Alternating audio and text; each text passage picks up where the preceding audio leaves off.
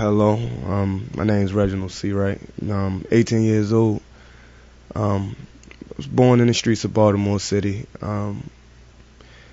Just here to voice my opinion on things, the condition of my city, the condition of my people, the condition of, not gonna say the world, but the world's mindset in a way, and things, the mindset of my peers, the mindset of my people, the mindset of people in general and everything.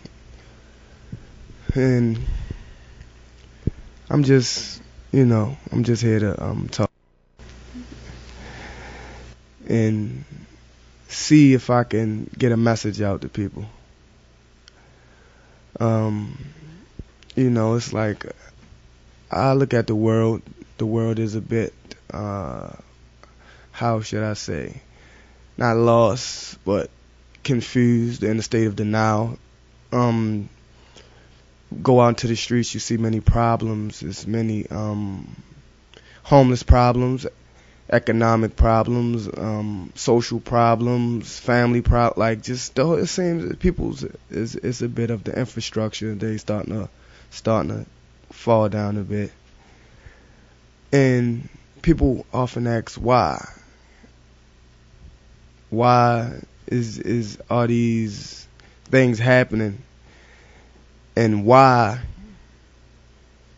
does it seem like nothing is being done to change them? But it's really not that. It's really all about people's mindset. In the country that we live, the mindset of the government, the mindset of the people, the mindset of everything is money, money, money, money. Let's make more money. Let's get more money. Money, money, money, money, money. And if you base your system of life off of money, you then in turn put people below money. So now people's needs and feelings and wants and things like that are no longer in the forefronts of your mind. Now it's money. And you can't put money before people, because without people, money is nothing. Money is just it's just a representation of goods and services. It's just a exchange of goods and services. It's a way to exchange goods and services. Money is not really power. Money is nothing but a tool to be utilized to get certain things done. It is not something to be put above people, or should we say worshipped in a bit, because some people worship it. Me growing up in Baltimore City, I see many youths like that. They say, I just want the money, but they have no heart, they have no soul. It seems like they're a bit lost. They seem cold. The only thing they care about is money, and you can't do things in life for money, because you will never be happy. What it does is money, the lust for money creates vanity, and it creates separation between people, because you in turn put the money before people, and what it does is it separates the mother from the father, the sister from the brother, the cousins from it. It separates the family. So in turn, it will separate society in general, because if the people who run the people who are in the society, if their families cannot function, then then the whole society in general won't be able to function. It will have the mindset of capitalism. And I have to say that we should put people before money. Don't put money before people, because people are worth more than money. The ideas that a person can generate and use money to create is worth more than the money itself. So we value something, we let it give value to us when we give it value. So, and it's like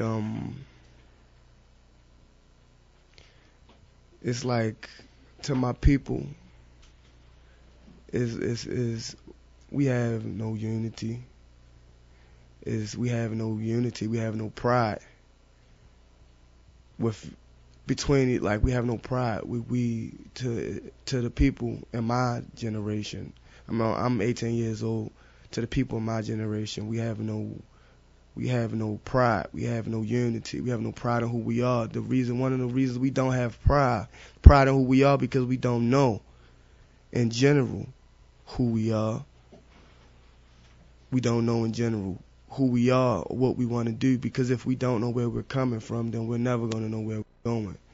And if we find out who we are, we can find out where we're going, and we can find out what we want to do, because we don't have examples.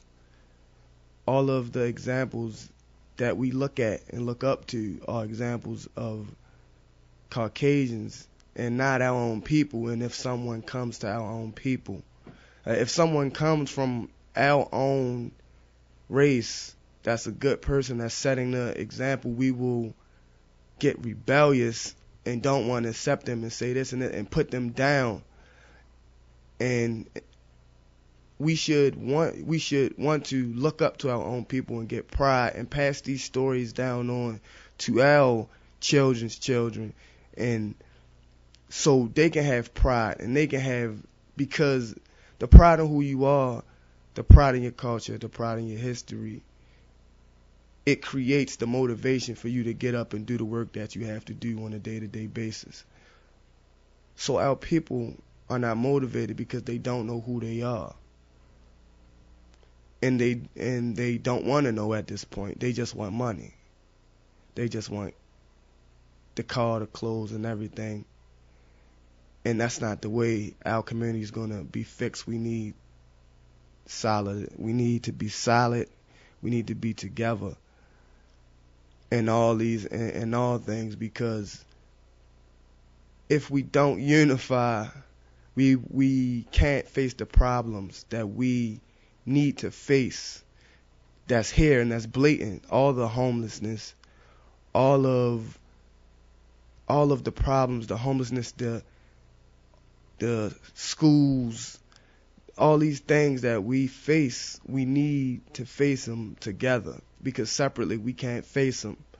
And we shouldn't take our personal grief and say, oh, well, we for this and we for that, and I'm only for economics, or I'm only for this and I'm only for free speech. No, we should find a way to bring all our problems together and find a way to support each other in our communities, support our righteous politicians, support righteous preachers, because some of these people that's out here, they don't have our best interests in heart, because they are within the capitalist system and they want the money too. That's all they want, is the money. And it's not the money that's necessarily bad. I'm not saying the money is bad. The money is not bad. It's not the money that's bad. It's when you put it before people. It's what makes it bad. It's when you place value on something higher that people in themselves place value on. Something that we gave value is now valued more than people. That's insane, and you can't do that. It's not. Our society will continue on this dark path of confusion and further destruction if we don't find a way. We need to educate our children. We need to educate our children on who we are. We need to stand up for the injustices that goes on in our communities. We need to voice out these things. We need to stop laying over and just sitting in there and take it. We need to say something. We need to say something. We need to do something, because we can't just sit back and continue to let these things happen. We need to also support the leaders. We've we've been trained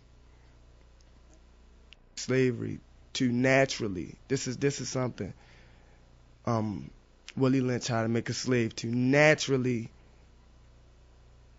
get rid of any natural leader that arises within our communities. We label as a troublemaker, and we label them as, oh, you think you better than me, or this and this, and we against each other, or oh, you think you better than me, or this, or sometimes it's envy because that person can think for themselves, and a person doesn't understand, well, how is this person can think for themselves and I can't, and it's often when people arise that are different, and I've experienced this in my life, and me being who I am, and a person that voices their opinion in our society, not just black people, in society in general, when a person stands up and cries out to be a voice to all this injustice and madness within the world, people cave on top of them. They try to push them down when really the person that's crying out, they're not crying out only for you. They're not crying out only for themselves. They're crying out for everyone, because you never know. That might be you one day that's suffering from that same injustice that person is crying out about. At that moment, you may not be suffering from it, but one day you may suffer from that injustice, and you don't know. So if a person is crying out to these injustices, then don't hold them down. Don't hold them back. And to the people and to the young youths in my generation, we need to educate ourselves. Educate. We need to educate ourselves. We need to really sit back, learn our history, learn who our people were. We need to learn how to love each other, because we don't love each other. And we need to learn how to love each other, and we need to start standing up and saying something, because we cannot continue to just not say anything and to just say, well, okay, I'm just gonna, I don't want to be the one. Well, who am I? Who are you not to say something? If you say it and if you see it and you know it's wrong, it is now your obligation to voice your opinion. It is not, because it is just the right thing to do. And it will help. And we now, every time we don't say something, it's just swept under the rug, and it's handed, and it's passed on to your children, and it's passed on to your children's children, and children's children. And we will, if we don't stand up and say we're not going to take this, we need to get ourselves together. We need to unify. We need to teach our children, because obviously the educational system is not teaching us correctly, because it's people out here that's in the 9th grade with a 5th grade reading level. Because the government is snatching money out of the schools, and they have outdated books, and it's just it's like a circle, because now the children at home are upset because of their problems at home, and then they go to school and they causing hell and they raising hell, and now the teachers not getting paid enough, and they barely don't want to be there. They like, well, I don't got to deal with these children because these people not even paying me. So, and then in turn, your child, and they just pass them along just to get them out of their classroom. They pass them along, and I've seen this. I've grew up in it. This is my personal experience. They pass them along, and they grow up, and they don't know anything, and they get in the real world, and they realize, well, I haven't really been taught anything. So now they out there struggling, and they out there, and they homeless. Me myself, I am a person. I am a victim of homelessness. I've experienced it. I've seen it. I see it all the times with all the money and things that they have. They don't have money to give to our schools. They don't have money to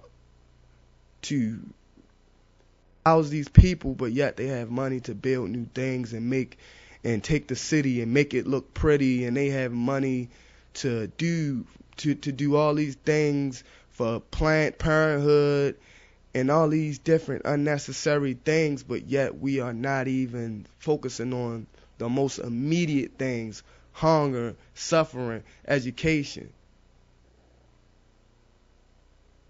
The things that people should have a natural right to, the things that people have a God-given right to have. These are the things that people have a right to, no matter what. And if you can't, and if you don't have money to ensure those natural God-given things, but yet you have money to further your capitalist regime, to further expand your businesses and expand you and your partners' pockets, and the politicians lobbying and they lobbying each other. Well, lobbying is really, to me, it sounds like bribery. It's just another word for bribery. We call it tricking. Because that's what they are. The lobbyists. Like, what is a lobbyist? A lobbyist is a person that goes to persuade people to vote for them by buying them things and talking to them and whispering in their ear like, well, just come over here and we'll get you this and we'll get you that. It's just bribery with a fancy name. It's all the same thing. And people are paid to do this. They are paid to lobby. They are paid to bribe politicians. And it's quite blatant. It's there. Issues like, why are all the Planned Parenthoods concentrated in the black communities? Why is that? Why is all the Planned Parenthoods concentrated in the black communities?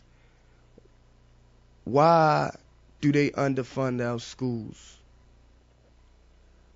Why do they say, oh, black people on welfare, this and this, when it's more Caucasians on welfare than it is African Americans on welfare? Why are my people being picked on and bullied continually? And it hasn't stopped. It's still going on. Just because slavery over, it's still going on. There is they just code it, they just sugarcoat it and say and call it things like Planned Parenthood and all these things, and just change the name of it. But it's really all the same. It's really all the same.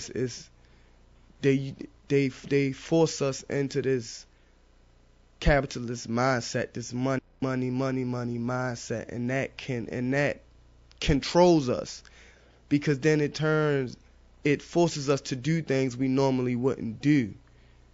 They force us into hard. They do things like cut out school funding and cut out homeless funding to force us into these situations to further feed their capitalist system.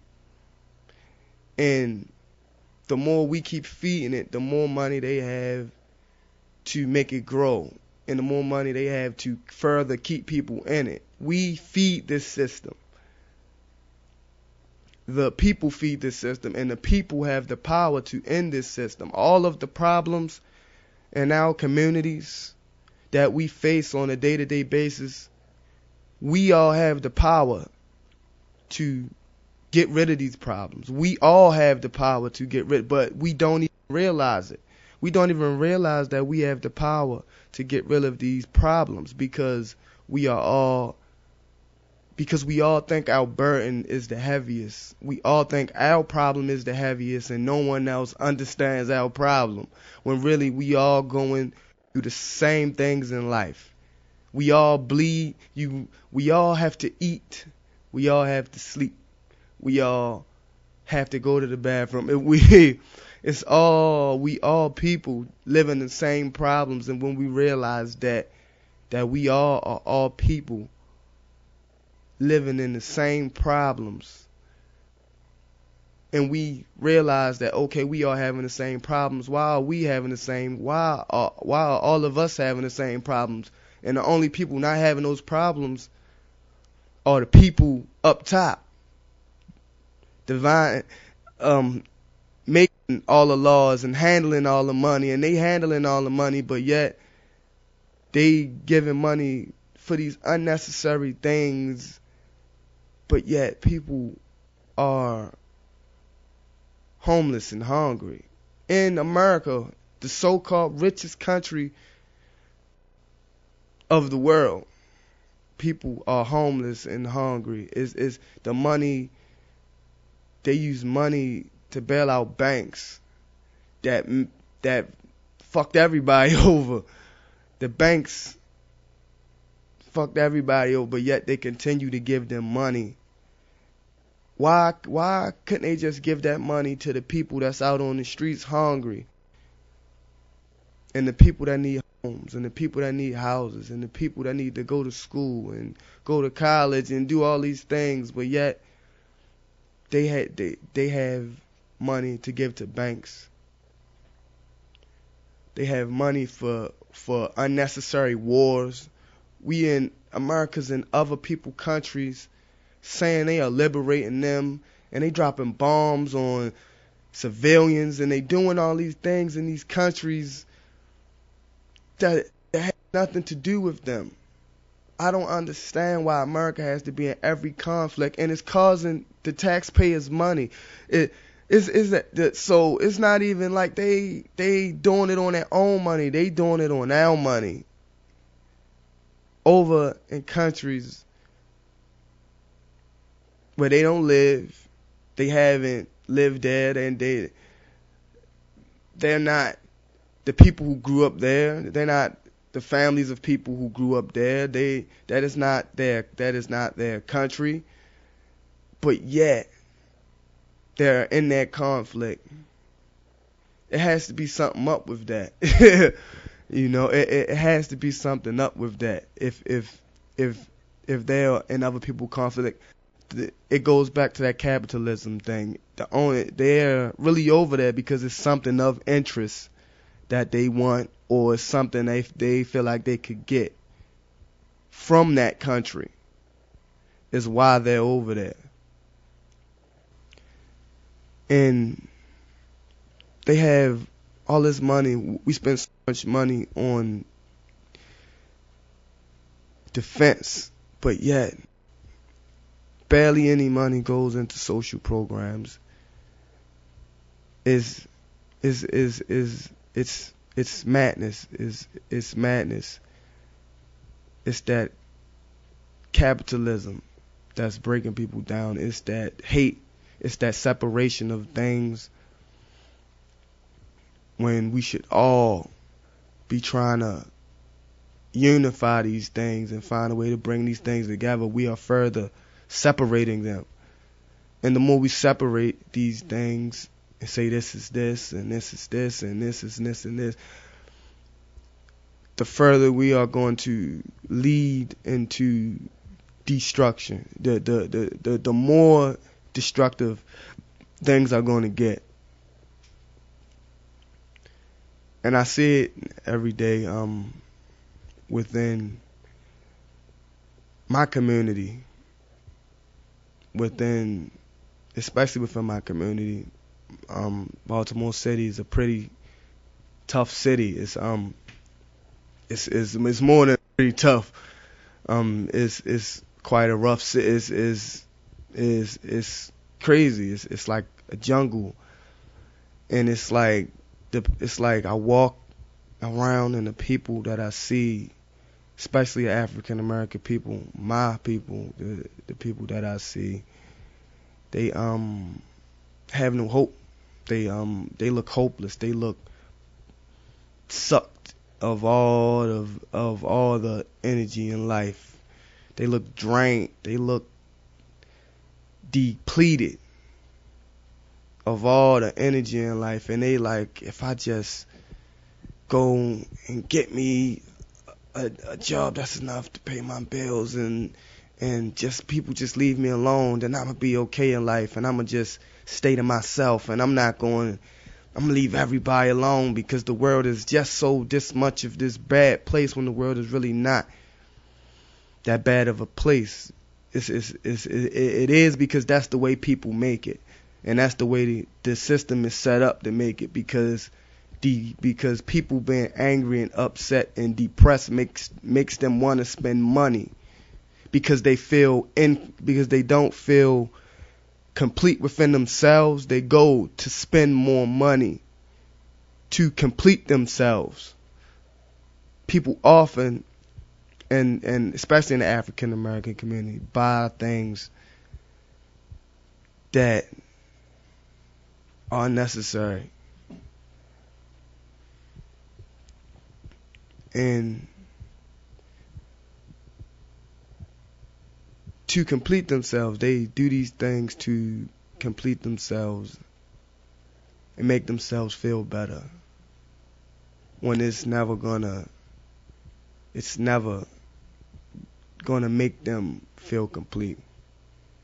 And then the politicians just push it on along. They just control the news and everything, and the media, and they push these things, fear mongering, and they push these things on the news to further scare you, because in turn, if you're afraid all the time, and you feel like, if you watch the news and you don't, let's say you feel like you watch the news, and every time you hear about something bad happening, and now you feel like the news is saving you. So now when you don't watch the news, you feel afraid, and you feel like you gonna miss something that you need to see. And then in turn, it makes you watch the news more, and then it continues to scare you, and you continue to watch it, when it's really, most of it is fabricated. It's fabricated or biased or exaggerated stories most of the time.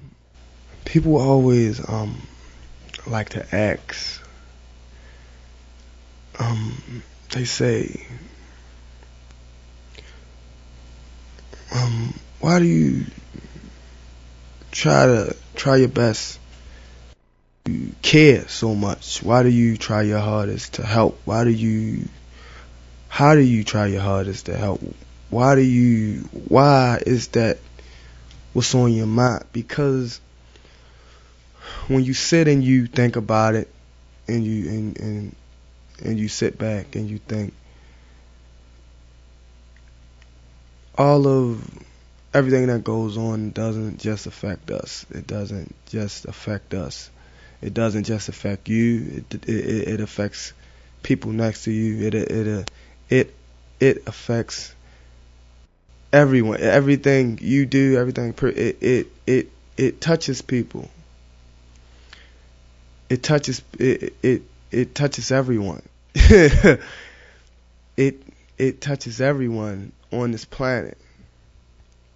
If we all could collectively say, I'm gonna just do one thing today to make the world a better place. I'm gonna do one thing today to help someone. Something small, something tiny. It doesn't have to be something big and grand. It could be something small, something tiny. And you do it. It could help a person, the person you helped, and then it could help that person, and that person helps someone else, and they help someone else, and they help someone else, and someone else, and it passes on, and it works the same way, vice versa. When you purposely do something bad, it touches someone else, then it touches someone else, and someone else, and someone else, and it goes back, and it goes all the way around, and eventually it's going to come back to you. It's going to come back to you. You don't know what form is going to come back, but it's going to come back to you. And whatever you give, whatever you help, whatever you do, it goes and it goes and it goes and it goes around in this circle, and it comes back to you in some way, shape, form, or fashion. And it's like, why do this? Why help? Why try your best? Why care? Because your children's children is going to have to, if we don't deal with our problems, if we as people don't deal with our problems, if we, especially us as African American people, say we not going to deal with our problems, we going to keep passing them to someone else. Let's see if welfare solve them, or let's see if this will solve them. Let's see if all of these different things will solve them. It's not. The only way they're going to be solved is if we solve them ourselves. If we consciously get together and say we need to solve our problems, and we're going to sit down and we're going to write something out, we're going to talk. And no, everybody ain't going to agree. Everybody ain't going to agree, but these differences in opinions will create new ideas. It will take a person from one side and a person from another side. They might not be the same, but it will create something new. And that new solution will work. That new solution might work. Brothers and sisters, friends and neighbors, lovers of humanity, on behalf of Dignity Reports and Education for Peace, your moderator, Dr. Randy Short, have the pleasure of being able to speak to a youth, a native of Baltimore, a phenomenal miracle man, Mr. Reginald, a.k.a. Reggie Seawright. And he's someone who's from Baltimore that has a unique perspective. He has an experience that's common with a large number of young people who are coming up in this period where there isn't a movement. We have not done everything that we could do to prepare our young people for the challenges from within and without.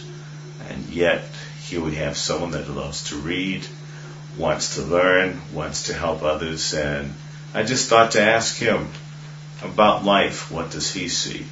How does the world look to a 18-year-old? How does the world look to a person who sees a deindustrialized America, a person who sees the Occupy movement? These young eyes have seen a lot of change, and a lot of it not for the better, but yet there's optimism. So let's find out who this man is who so impressed our First Lady of Struggle, the Honorable Cynthia Ann McKinney, to ask that Dignity talk to this young man. What is your name? Name is Reginald Seawright. Reggie, I like to go by the name Reggie. What do you do? What are your hobbies? What is your passion? My passion, well, like reading, music, art, poetry, learning, education, just learn. This is all around, just anything positive that's going to enrich my life. What is your ultimate plan or objective? What would you like to be if you had the perfect situation?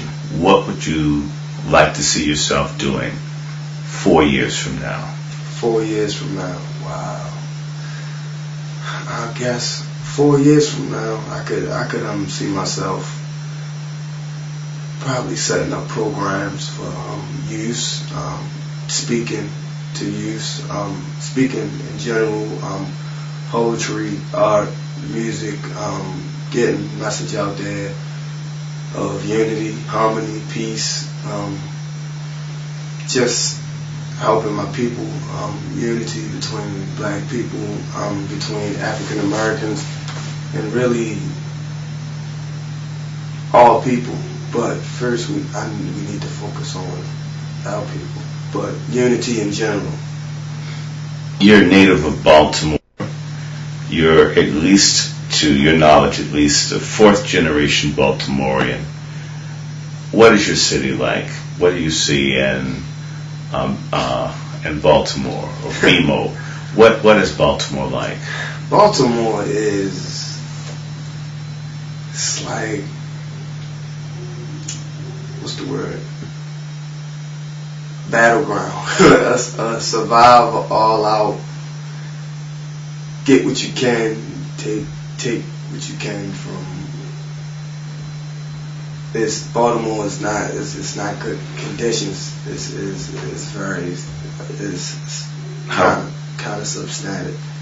How would you describe the interaction of most African Americans, at least the ones that you encounter? How are we treating each other? Are we working together? Do we love each other? Or are we falling between the cracks? How are young people treated? Do you feel valued or nurtured? Or does something else happen? No, I don't really feel valued or nurtured. It's more of what can I get from a person? What can I gain from a person? It's more of just people for themselves. It's no unity. It's people don't really love each other. Really, there's no unity. There's no love. It's hope. It's some people, but mostly the majority of people there. No, it's really not too much positivity going on within the community. Do you love your fellow African Americans? Yes, I do. Most definitely would. Everything I could get. Do you respect your sisters of all generations, young, old? You do? Yeah. Yes, most definitely. And they are the birds of life. They are the mothers. They are people. They are the women that will carry our future generations. They are the women that will carry our children. They are the women that will teach our children. When the men not there, they are the women who will hold our children. So we have to respect them and teach them and be there for our children and our women. That is what we have to do. If there were 5 things that you'd like to see people your age and above to stop doing, could you tell me what those 5 things are? Those 5 things, wow.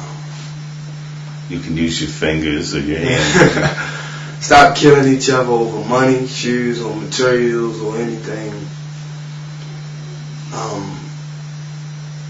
Raise the children right. Raise the children, teach the children. Educate yourself. Work hard. People stop being lazy.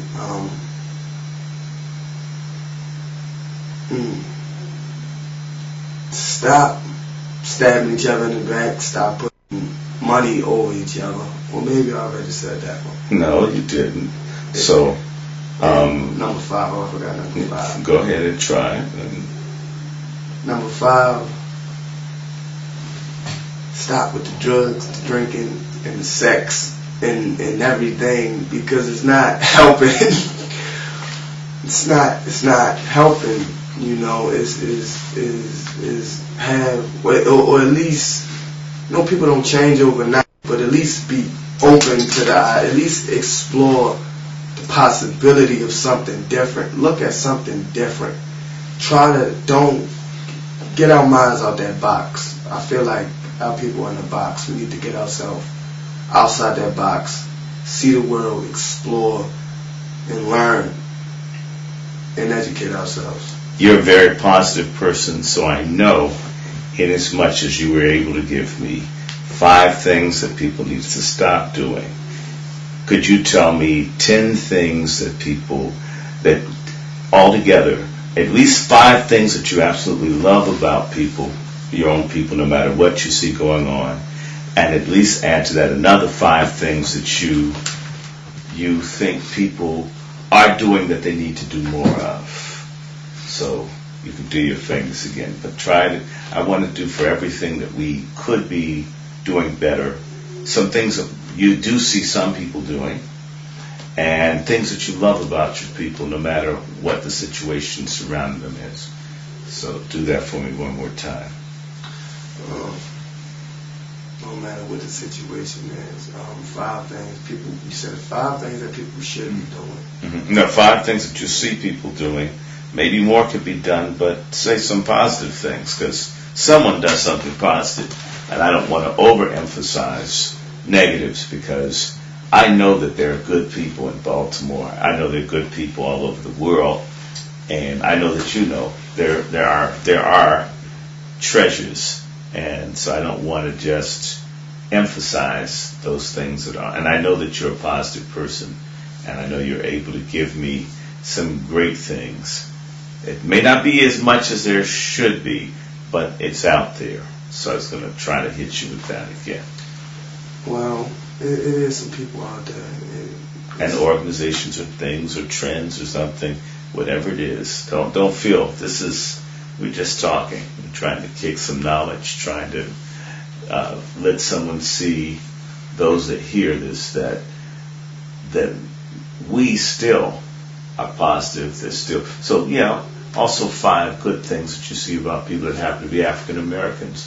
We have to be good at something, and something that's good. Okay, so go take it that way. If you think for 1 minute, there's a whole lot of good that we can still say. Yeah, it is. That's true. The one thing I could say that we are doing and we are good at is we are surviving. We are still here. We are still living. It may not be the best conditions, but we are still here, and we are still living. We are still thriving.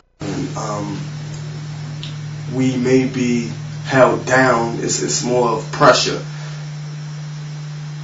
on us. But I think if we got the right education and the right resources, we would excel and break out of that pressure, and it wouldn't be nothing that could stop us from getting above that pressure, from getting that pressure up off us. Another thing. Let me think.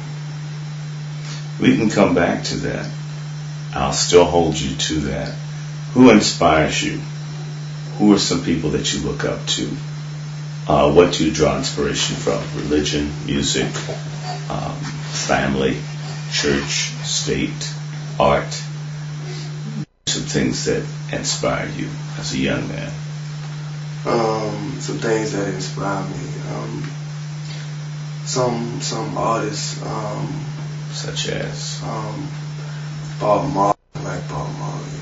Tupac, Nas, Mos Def, Michael Jackson, other people like that. Some people who inspire me: Frederick Douglass, Reginald F. Lewis, Malcolm X, Martin Luther King, Nelson Mandela. Any women? Any women? Yeah, I gotta ask about that. I'm going to ask about Cynthia McKinney. You got to see her the other night. What did you think of her, even though you may not have heard of her before? She was different from most politicians.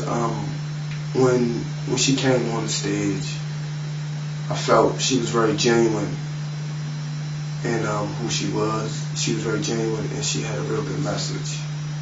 And she had a real good message for people, for our people. And even though I don't like many politicians, I feel like she's a very good politician. I think I had a chance. She actually reached out to you, or would you expect when you're, and I was going to ask you, when you're a young black man walking around, and you and I have walked around 2 days, and we've had some experiences where folks have made us feel unwelcome, unwanted. And so, how did that contrast when she came up and spoke to you the other day versus what I've been with you and seen happen a couple of times just in the last 2 days? Well, it was a different experience. She was just genuine. It seemed like she really cared about like she really cared about the people, and she was really trying to do her best. She was really up there trying, unlike most politicians and people who just sit back and say, well, it's their problem, let them handle it, just leave them alone, they get over it, sweeping it under the rug. You have a woman mayor in Baltimore. Do you think that the mayor there is anything like Miss McKinney? No, I don't really. No, not really too much.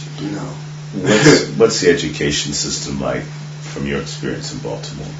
A lot of the people I see, a lot of people I grew up with, they just pass them along to get them out of the classroom because they're, like I said, the kids come in, they cause trouble and things, but they don't understand because their families don't have the resources necessary to have a stable home. They don't have the help necessary to have a stable home. The children are upset because they have so many problems, and they come to school and the teachers get tired and say, well, I don't care, and they just pass them along. And people get to high school and things and they're not prepared, and then they drop out. How were you treated in school? How I treated? Okay, I guess. It was pretty. It was okay. I had a couple good teachers, but basically I was mostly self-taught. I had to kind of teach myself from school. I had to like really. I say a lot of the times I got some guidance from the teachers, and I had a few good teachers, but it was mostly like I had to teach myself to really get a grasp of things. That you'll have in common with Frederick Douglass and Malcolm X and many other great people, often self-taught. So whereas it's always nice to get great teachers, sometimes the best teachers yourself. How do the police act towards young people?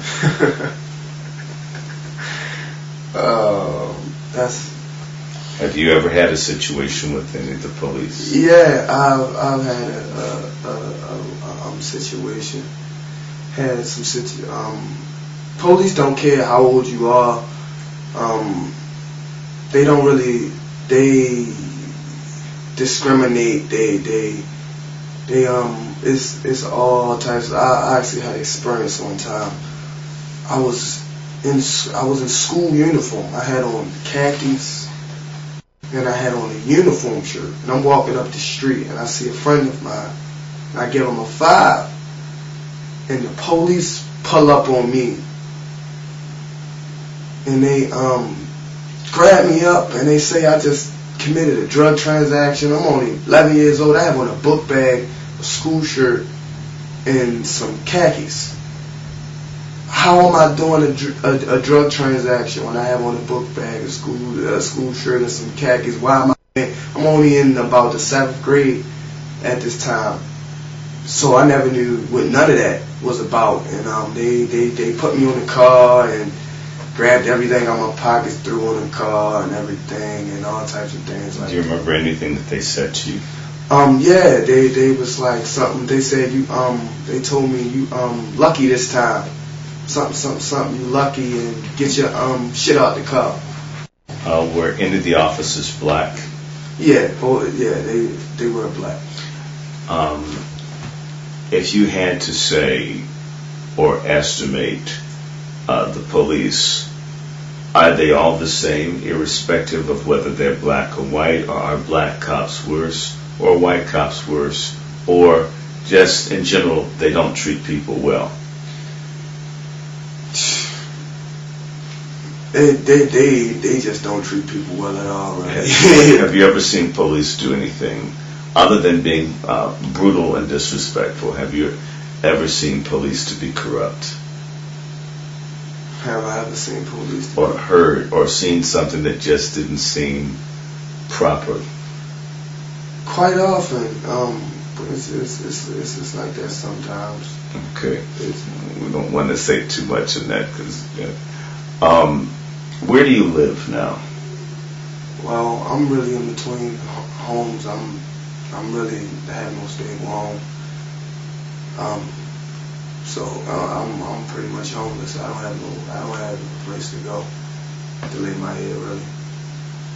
And in spite of that, you still like things that you like to do. You like to read. Yeah. You like to write. Yeah. You still want to help other people.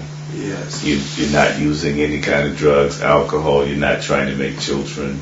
No. So you're not a stereotype. You don't have AIDS. You No. don't have syphilis. No. Okay. You don't beat little girls. You don't beat up other guys. You're not graffiti. How does it feel to have a situation where you may have difficulty in your family system that you didn't cause? You're trying to be positive, and when you walk the streets, you are constantly treated like you're a negative problem. You're the opposite of everything, and yet you're treated as the same. Even if it's a young woman you like, you almost have. If you like them, you need to be like a thug, or they don't like you. So almost everyone. Have you ever? Have you ever been into a church before and people didn't want you there because you were young? Or have you ever felt rejected? Just speak to these things about the alienation you might feel. Yeah, it does make you feel lonely. It make you feel like you're like you just don't fit in nowhere, because the majority of people, if you're not down with all the craziness and bullshit, the money, cars, thug, gangster, this and this and this and this, people look at you like you're crazy and they push you off to the side when you're really trying to be positive. It makes you want to be negative. It makes you want to turn to that as a way to protect yourself from it. It makes you want to fit in, but you can't do that because that's not solving the problem. How have you avoided being caught up, whether it's a gang, whatever? What is it that you've done, and how do you avoid it? In some instances, they don't allow people. If I want you in my gang or crew, I will not accept you telling me no. We will come after you. We want you. You belong with us. How have you managed to not be forced in or attacked or hurt or killed for refusing? How have you managed to do that? Really, books, standing in books, standing in the books. Most of the time, sometimes people going, things like that arise out of nowhere. A lot of the times it can be avoided just by staying in the books, staying away from certain people, because certain people don't want to see you to excel in life. And it could be your own friends. They don't want to see you excel. They don't want to see you do. Are they really friends or they're people that know you? They're people that know you. They enemies masquerading as friends. They're frenemies. They scope out people who they see that got something or intelligent, and they criticize them and they spit these things at them to make them like them, to fulfill their own insecurities of themselves. You live in Baltimore, and in the conversation we had before, and we even had a chance to look at some things and do some research. And your feeling when you look at, say, a television show like The Wire, you've seen that, have you not? Yeah. Do you like it or dislike the show? It's not really my thing, but it's not really what I watch. So you're not a Wire fan, which is fine. I'm not a Wire fan. But you mentioned, and then we did some research, you're of the opinion that experimentation, human experimentation on a mass scale goes on in Baltimore. Yes, I've always had that. I've always had that theory. Just by one, it's because. So, if I were to ask you, I'll name an institution, Johns Hopkins University. Do you think they're culprit of people that don't treat people right? Yeah, I think so. A lot of times they do. I've heard stories from people. They do a lot of experimental procedures on people, things like that, and I think Baltimore might be a place where I think that city might be designated just for their use. I think that city. Well, I think it and Richmond, but that's another discussion. Planned Parenthood.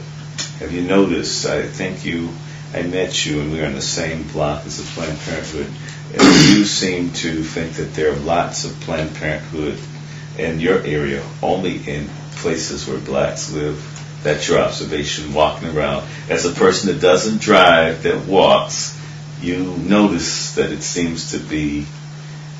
Yeah, it's funny because the one that is big is real big sign, Planned Parenthood, and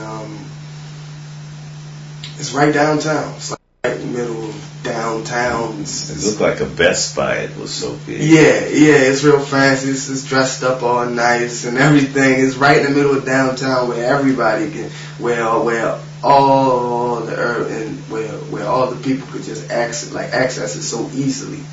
And it's like it's being advertised. And you saw the film My Alpha 21. How did that make you feel after having questions about population control and human experimentation, and then you see a film like that? My Alpha 21 makes you think what? It's not what it makes me think.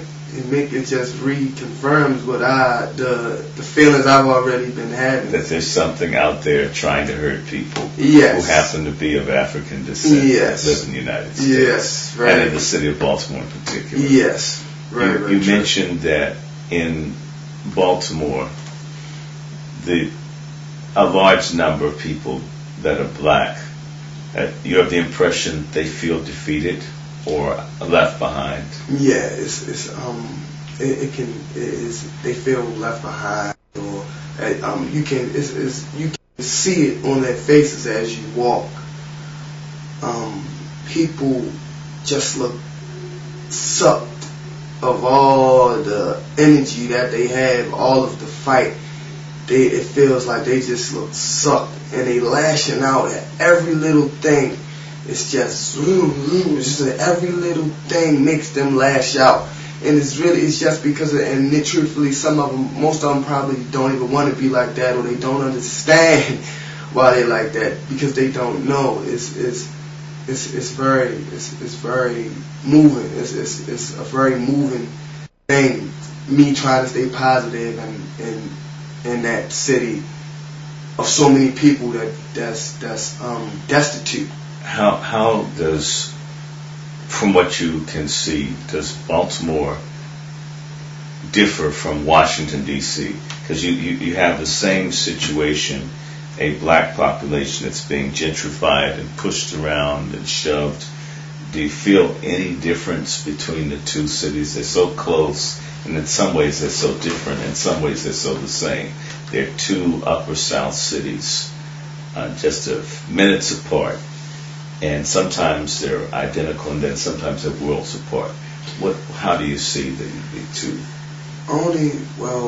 Probably access to jobs a bit more. They just like, well, I got a nice job. Is whatever, but it's really the same thing.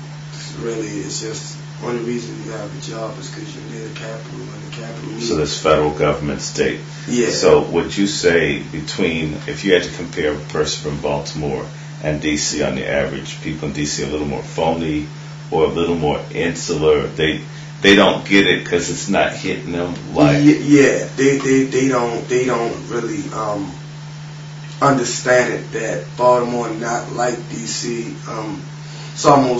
It's very hard to get a job.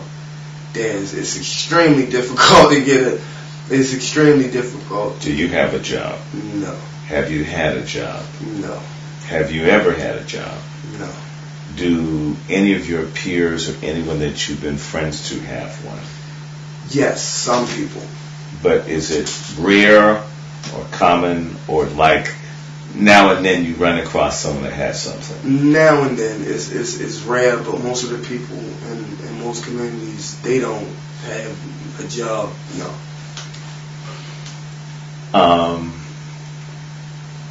I want to ask you something, and think about it for a minute.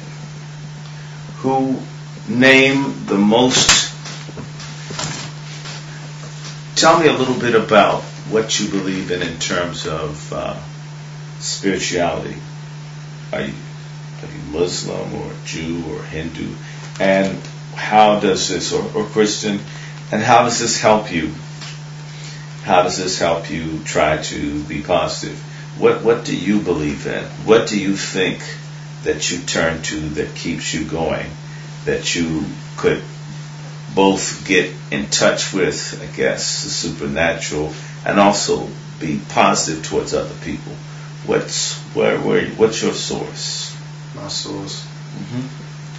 Well, I'm a Rastafarian in my own thing, but I believe all people, if you praying to that one God, I think we are all spiritual brothers in this. We it's just one message might be for this people, another message might be for that people, but it's all really the same message if you go and you connect it and you start to connect these things. It's all really the same message. It's just to be a good person and look after each other and care for each other. And it may be a little bit differences in opinions, or what a person might dress, or what a person might eat, or what certain little customs that a person might do, but it really doesn't matter. It really doesn't matter. We all have to pray to the Creator, no matter what His name is. We all have to pray to the Creator, the good and positive Creator. We all need some type of. We all need that, because what it strengthens us mentally and morally, and it adds something to us. You're 18. It's commonplace for a young man and young men your age to have children. Do you have any? No, not at this moment, no. Do you like children? Yes. Yeah. What kind of father would you like to be? A loving, caring,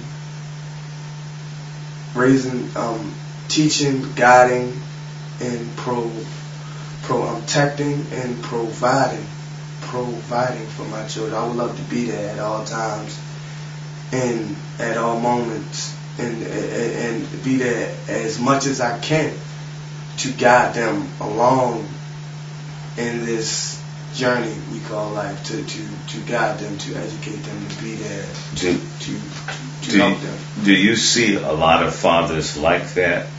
At least from your experience, are there many of them or few? Few. Most fathers aren't even there. And if they do, if they are there, some of them are halfway there, But how has this mass incarceration of black men, do you think that contributes to the absence of fathers? Most definitely. If anything, I could say it was deliberate. It was deliberately done. In my own opinion, but yes, it does. It has affected and detrimented and critically wounded the black family, the African American community in a whole and in general. If someone saw this film and wanted to help you, and you could give them a dream list of 7 things that you absolutely need to have to be in a position to go to college or Job Corps, if you want to do that, or whichever way you want to do it, what would those 7 things be? A home, someplace to stay, shelter, food, education, clothing,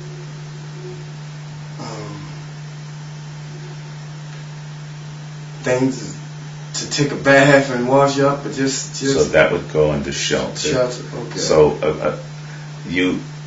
and I haven't heard you. And the means to take care of those would be a job. Okay, so a job and possibly some electronics, I guess. Yeah, cell phone, like computer, something like that.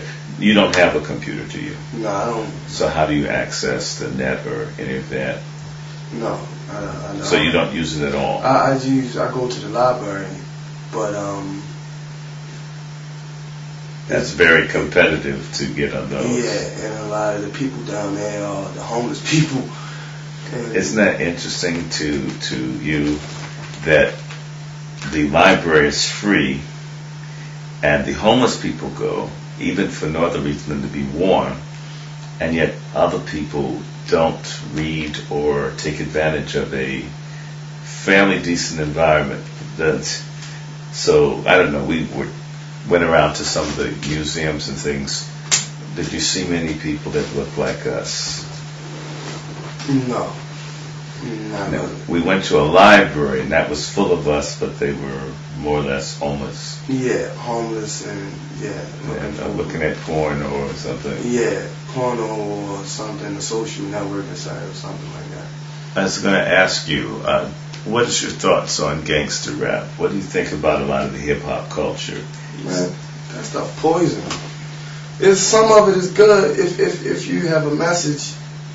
If you have a message and you teaching someone and you teaching them about their history, who they are, telling them that they can make it, be a better person, and not just trap or die or go make a whole bunch of babies and don't take care of them and F these hoes and who do you think are the 3 worst rappers? If you could go in and have all their records pulled and make them go out and grow potatoes or grow hydroponic tomatoes or something, tell me the 3 people you think are just the most negative people that shouldn't be listened to until they find something intelligent to say. Lil Wayne. Lil Wayne. Okay. What's her name? Nicki Minaj. The one that likes to have the little penis. Yeah, something like that. Who else? And you can say more than 3, but yeah, Lil Wayne and Nicki Minaj are 2. Is Lil Wayne, Nicki Minaj, Waka Flocka, Gucci Mane, all that. Just like do the people that you're friends to listen to those folks? I don't have many friends, but a couple people I hang out with. No. So, is it possible that it's people who aren't even young blacks are more into this garbage than some young black folks are? Yeah, I would say these days I see a lot of Caucasians and stuff like that. A lot of Caucasian people listening to them now. Those are, especially Nicki Minaj, Lil Wayne, a lot of them listen to that. But so how do you feel when someone comes up to you and tries to be cool and starts talking to you about Nicki Minaj and Lil Wayne? How do you feel? I look at them like they crazy. I say I don't disrespect them, but I say, oh, okay, that's not really my thing. Not really what I do. I want to talk to you about food. Food and health. You're clearly not overweight, and so which is good. You must be doing something. But Have you noticed, or do you see what's called a food desert, like a lack of places to get proper things to eat? Do you notice that, or see people, and are you someone that tries to eat properly? Yes, I try to eat properly. I try my best to eat properly. The right foods cost too much money. A lot of people can't afford healthy and nutritious food, and therefore go to corner stores to buy overpriced, unhealthy foods. A lot of foods that have steroids and microwave things and things like that, that's killing them.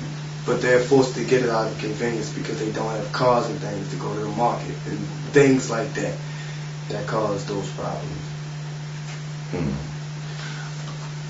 I'm going to bring this to an end, but if you had just 2 minutes, maybe 3 minutes, to try to save your generation and inspire them, what would you say to them? I would say, put down a gun, pick up a book. If you on a computer, don't just look at Facebook or whatever social network sites. Go look something up about your people. If you want to know how to do something, be what you want to be. Do what you want to do.